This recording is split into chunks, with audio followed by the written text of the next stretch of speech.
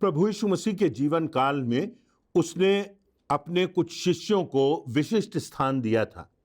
ये शिष्य थे जो प्रभु यीशु मसीह के साथ रहते थे, उसके जीवन को देखते थे, उसके आश्चर्य कर्मों के साक्षी थे और हर समय वो प्रभु यीशु मसीह के साथ रहा करते थे। और प्रभु यीशु मसीह ने उनको इस प्रकार से प्रशिक्षित किया था कि प्रभु यीशु मसीह की मृत्यु और उसके पुनरुत्थान और उसके स्वर्गारोहण के बाद वे प्रभु यीशु मसीह का प्रचार करते रहे, परमेश्वर के राज्य के विषय में लोगों को बताते रहे। इन शिष्यों का बड़ा विशिष्ट स्थान रहा और इन शिष्यों की जिंदगी से हम बहुत कुछ सीख सकते हैं। हर एक शिष्य का अपना एक अलग महत्व है। हर एक शिष्य के जीवन से हम एक नई शिक्षा प्राप्त करते हैं। सबके जीवन भिन्न थे, हर एक को विभिन्न योग्यताओं से परमेश्वर ने परिपूर्ण किया था। आज हम एक शिष्य के विषय में देखेंगे जिसका नाम यूहन्ना है।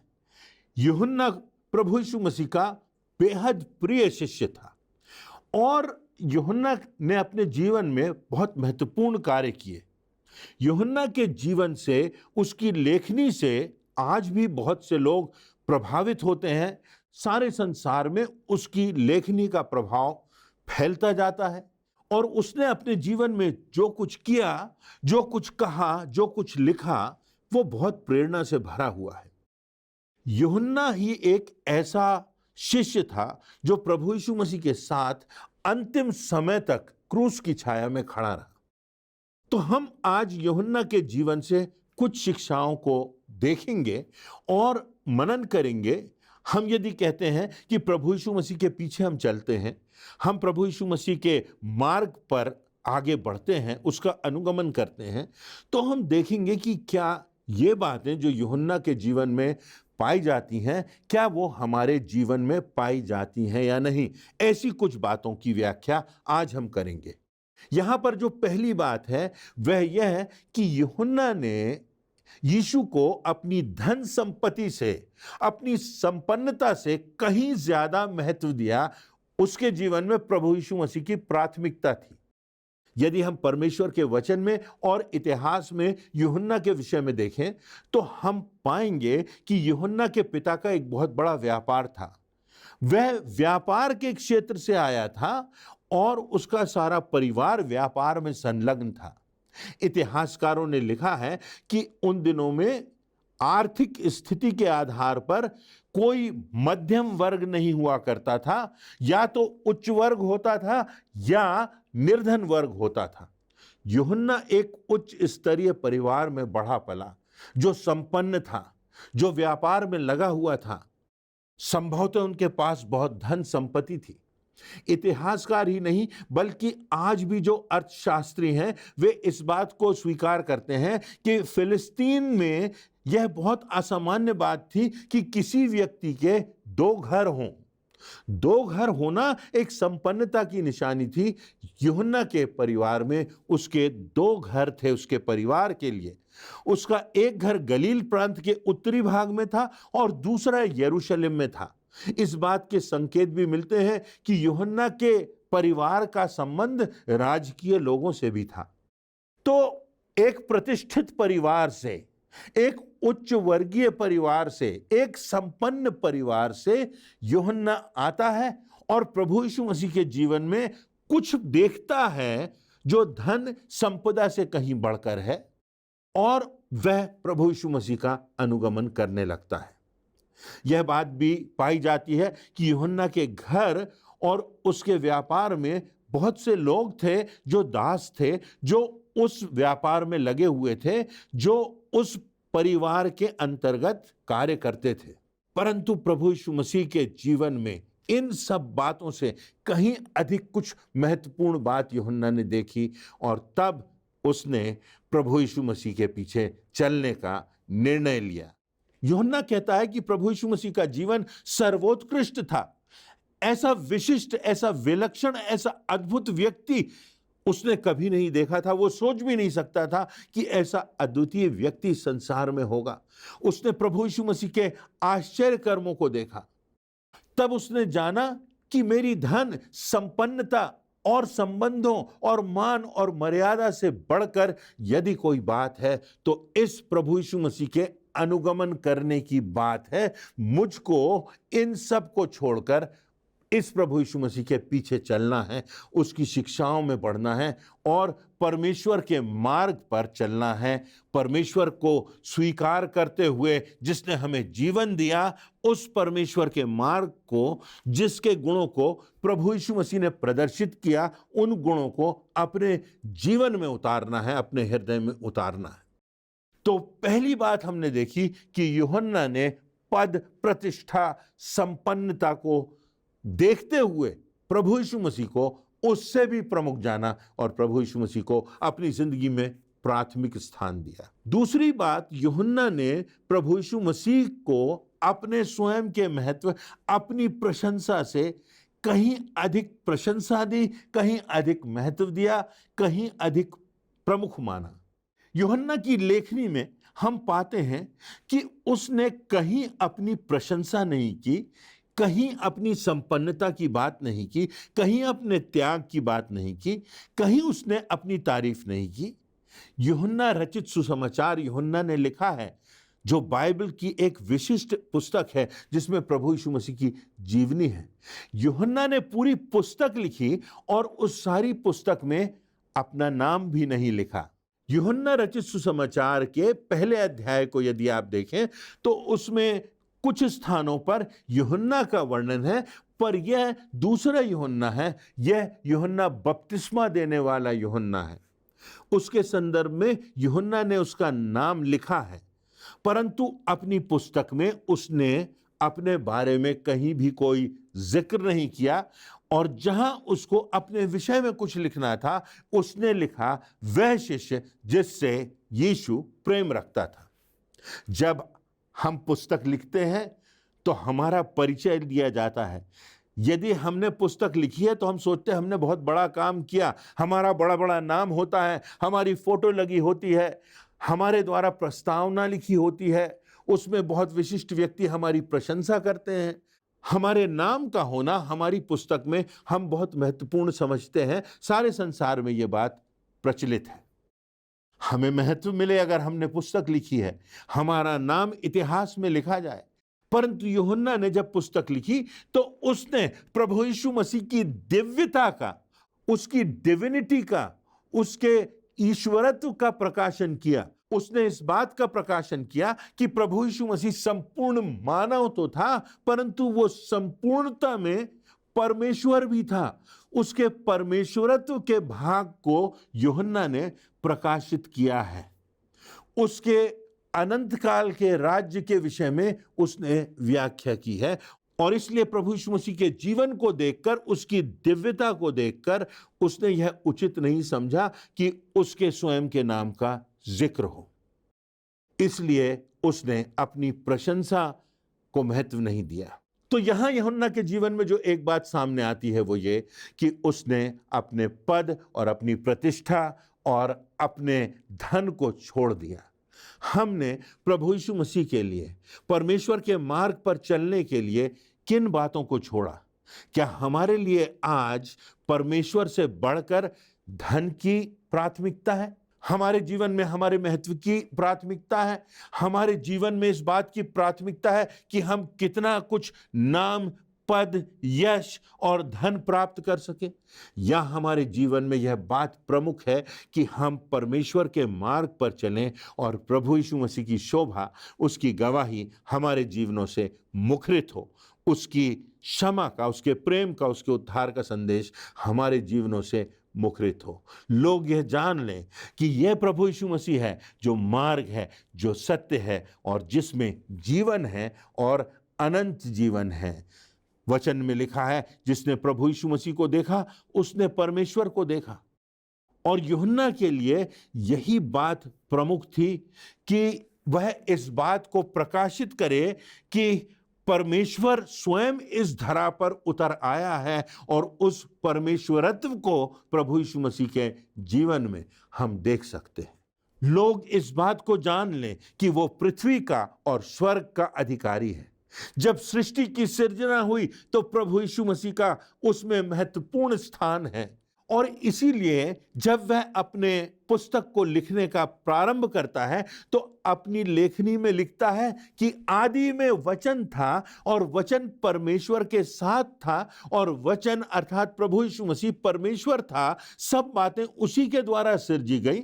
यूहन्ना के लिए यह प्रमुख नहीं कि उसकी क्या भूमिका है, महत्वपूर्ण बात यह कि प्रभु यीशु मसीह को लोग पहचान सकें, उसके परमेश्वरत्व को देख सकें, उसको महिमा दे सकें। मेरे नाम, मेरे जीवन, मेरे लेखन और मेरे परिश्रम का कोई अर्थ नहीं अगर उससे प्रभु यीशु मसीह का नाम महिमा नहीं पाता, यदि उससे परमेश्वर की प्रशंसा नहीं होती। हमारे जीवन में हमको यह बात स्वीकार करना बहुत कठिन होता है कि हम घटें और परमेश्वर का नाम महिमा पाए, हमारे जीवनों से प्रभु यीशु मसीह की गवाही हो। तीसरी बात यूहन्ना के जीवन से जो हमको देखने को मिलती है वह यह है कि यूहन्ना ने प्रभु यीशु मसीह को अन्य मानवीय संबंधों से बढ़कर माना। उसका जो प्रभु यीशु मसीह से संबंध था वह प्राथमिक था। यह बात यूहन्ना ने मानी। यदि हम यूहन्ना के जीवन को देखें तो हम देखते हैं कि उसके मित्र थे, उसके अपने संबंधी थे, पर इन सब के बावजूद उसने प्रभु यीशु मसीह के साथ चलकर यहाँ तक कि अगर उसे अपने जीवन में किसी भी प्रकार के संघर्ष का सामना करना पड़े, यहाँ तक कि मौत का सामना करना पड़े, तो वो प्रतिबद्ध था कि वह प्रभु यीशु मसीह के साथ साथ चलेगा। और इसीलिए यूहन्ना वहाँ क्रूस की छाया में भी प्रभु यीशु मसीह के साथ खड़ा रहा। कुछ टीकाकार कहते हैं कि जब प्रभु यीशु मसीह ने चेलों का आह्वान किया कि मेरे पीछे हो लो, तो उस समय यूहन्ना और पतरस साथ साथ थे। उनका एक दूसरे से परिचय था, उनकी मित्रता रही होगी, उनके संबंध रहे होंगे। प्रेरितों के नामक पुस्तक के अनेक संदर्भों में यह पाया जाता है कि पतरस और यूहन्ना साथ साथ मिलकर परमेश्वर के वचन को फैलाते रहे, उसकी सेवा करते रहे। परंतु यूहन्ना के जीवन में एक ऐसा समय आता है जब उसको निर्णय करना पड़ता है कि पतरस ने तो समझौता कर लिया है, उसको प्रभु यीशु मसीह की राह पर ही चलना है, चाहे वहां पर उसकी हत्या कर दी जाए। पतरस तो मुकर गया है, परंतु यूहन्ना क्रूस तक प्रभु यीशु मसीह के साथ रहा आता है। यीशु का रास्ता, क्रूस का रास्ता, मृत्यु का रास्ता वो स्वीकार कर लेता है। पतरस ने दूसरा रास्ता अपना लिया और यूहन्ना ने जीवन के उस दोराहे पर खड़े होकर यह निर्णय किया कि वह प्रभु यीशु मसीह के रास्ते पर जाएगा, क्रूस के रास्ते पर जाएगा, क्योंकि इसी रास्ते पर चलकर उसको इस जीवन में सार्थकता प्राप्त होगी और उसको अनंत जीवन मिलेगा। हमारे जीवन में ऐसा समय आता है जब हमारे सामने भी दोराहा होता है, जब हम अपने आप को दोराहे पर खड़ा हुआ पाते हैं, जब हमको ऐसा निर्णय करना होता है, एक समझौते का रास्ता है और दूसरा परमेश्वर का रास्ता है। क्या हम अपने जीवन में हानि सहते हुए, पीड़ा सहते हुए, यहाँ तक कि जीवन का जोखिम उठाने की बात को स्वीकार करते हुए परमेश्वर की राह पर चलते हैं, या हम संसार की राह पर चलते हैं और हम समझौता कर लेते हैं? हमको यूहन्ना के जीवन से यह प्रेरणा मिलती है कि हम समझौता ना करें, चाहे हमें किसी भी प्रकार की कुर्बानी देना पड़े, परंतु हम परमेश्वर के रास्ते पर आगे बढ़ते जाएं, क्योंकि यही रास्ता है जो हमको हमारी अनंत मंजिल पर, अनंत धाम तक पहुंचाता है। अब जो सबसे प्रमुख शिक्षा यूहन्ना के जीवन से हमको देखने को मिलती है वह यह है कि प्रभु यीशु मसीह क्रूस पर है और क्रूस पर प्रभु यीशु मसीह लोगों को क्षमा कर रहा है। क्रूस पर प्रभु यीशु मसीह प्रार्थना कर रहा है और क्रूस पर प्रभु यीशु मसीह अपनी माता के प्रति जो उसकी जिम्मेदारी है उसके निर्वहन के प्रति भी सजग है। और तब प्रभु यीशु मसीह वहां यूहन्ना को देखता है, अपनी माता को देखता है जो आंसू बहा रही थी, जो पीड़ा में थी, जो देख रही थी कि उसके बेटे को जो निष्कलंक है, निर्दोष है, किस प्रकार मृत्यु दंड दिया गया है। और उस समय प्रभु यीशु मसीह यूहन्ना की ओर देखते हैं और अपनी माता की जिम्मेदारी यूहन्ना को देते हैं। वो अपनी माँ की ओर देखकर कहते हैं, हे माता, देख तेरा पुत्र, यूहन्ना तेरा पुत्र है अब से। और तब वो यूहन्ना से कहते हैं, पुत्र देख तेरी माता। अब यूहन्ना का रिश्ता मरियम के साथ हो गया था, जो रिश्ता प्रभु यीशु मसीह का मरियम के साथ था। बात यह थी कि प्रभु यीशु मसीह ने जो उसकी जिम्मेदारी थी अपनी माता के प्रति, वो जिम्मेदारी यूहन्ना को दे दी, क्योंकि प्रभु यीशु मसीह की दृष्टि में यूहन्ना विश्वास योग्य था। अंतिम समय तक विश्वास योग्य बना रहा, यहां तक कि उसके प्राण जा सकते थे, उसको भी क्रूस पर चढ़ाया जा सकता था, क्योंकि वह प्रभु यीशु मसीह के क्रूस के पास खड़ा हुआ था। और जिसको मृत्यु दंड दिया जाता था, उसके प्रति यदि कोई अपनी संवेदना प्रकट करता था, अपना प्रेम प्रकट करता था, तो उसे भी मृत्यु दंड मिल सकता था। प्रभु यीशु मसीह के प्रति यूहन्ना विश्वास योग्य रहा, और तब प्रभु यीशु मसीह ने यूहन्ना पर भी विश्वास किया और अपनी माता की जवाबदारी यूहन्ना को दे दी। अब यहां हमारे लिए जो प्रमुखतम शिक्षा है वो ये, हम अक्सर कहते हैं, हम अक्सर सुनते हैं कि क्या हम परमेश्वर पर विश्वास करते हैं, क्या हमारा विश्वास परमेश्वर पर है। परंतु जो अल्टीमेट टेस्ट की बात है, जो यहां हमारे विश्वास की परख की बात है, वो ये इस बात से भी बढ़कर है कि क्या हम परमेश्वर पर विश्वास करते हैं। और जो बात है वो ये है कि क्या परमेश्वर हम पर विश्वास करता है, कि परमेश्वर हमको जिम्मेदारी दे, परमेश्वर हमको उत्तरदायित्व दे, परमेश्वर हमको अपनी सेवा में लगाए, परमेश्वर हमारे द्वारा अपने प्रेम का एहसास दूसरों को कराए। परमेश्वर हमको चुनता है कि हम परमेश्वर की सेवा करें, उसका प्रकाश हमारे जीवनों से प्रकाशित हो, हम उसके वो इंस्ट्रूमेंट बन जाए, वो माध्यम बन जाए कि हम वो सेवा के द्वारा, उस सेवा के द्वारा, उस प्रेम के द्वारा लोगों को स्पर्श कर सकें। ऐसे लोग जो आज पाप में डूबे हुए हैं, उनको उद्धार का रास्ता दिखा सकें।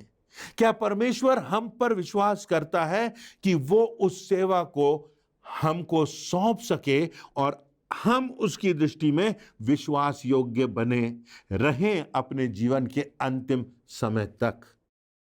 तो आज ये प्रश्न है कि जब परमेश्वर मुझको और आपको देखता है, जब परमेश्वर मेरे और आपके हृदयों को देखता है, तो क्या उसको हमारे हृदय में, मेरे और आपके हृदय में वो विश्वास योग्यता दिखाई देती है?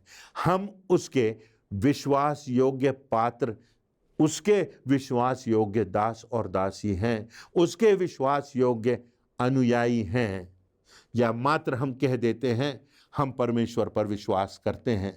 क्योंकि ये कथन मात्र शब्दों तक सीमित रहे तो बहुत अच्छा दिखाई देता है संसार को, परंतु परमेश्वर की दृष्टि में अगर ये खोखला है, हमारे कर्म भिन्न हैं, यदि हमारे जीवन में वास्तव में परमेश्वर विश्वास योग्यता नहीं देखता, तो हमारा शब्दों से कहना कि हम परमेश्वर पर विश्वास करते हैं कोई अर्थ नहीं रखता। बात यह है कि आप परमेश्वर हमको जब देखता है तो एक विश्वास योग्य व्यक्ति के रूप में देखता है। क्या परमेश्वर मुझ पर और आप पर विश्वास कर सकता है या नहीं? यही आज का अहम प्रश्न है जो हमें अपने आप से करना है, क्योंकि यह प्रश्न जो है, इसका जो उत्तर होगा वो हमारी नियति होगा, वो हमारी अंतिम मंजिल की दिशा निर्धारित करेगा।